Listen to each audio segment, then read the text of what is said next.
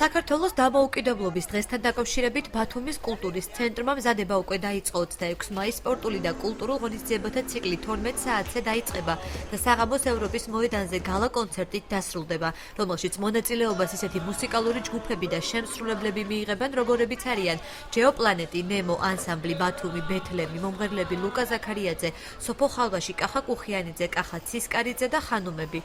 დამოუკიდებლობის დღესთან დაკავშირებით მთელი ქალაქის მასშტაბით თეატრალიზირებული მსვლელობები და კოსტუმირებული წარმოდგენები გაიმართება, იგეგმება ჯაზისა და კამერული ორკესტრის კონცერტები. ასევე გამოიფინება ადგილობრივი მხატვრების ნამუშევრები.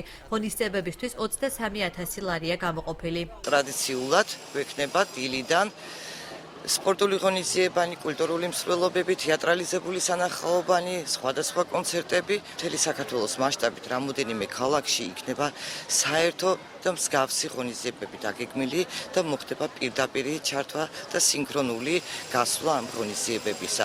ღონისძიება ყველგან დაიწყება 12 საათზე საქართველოს ყველა ქალაქში მრავალჟამიერით, რასაც უკვე მოყვება ადგილობრივად დაგეგმილი ღონისძიებები.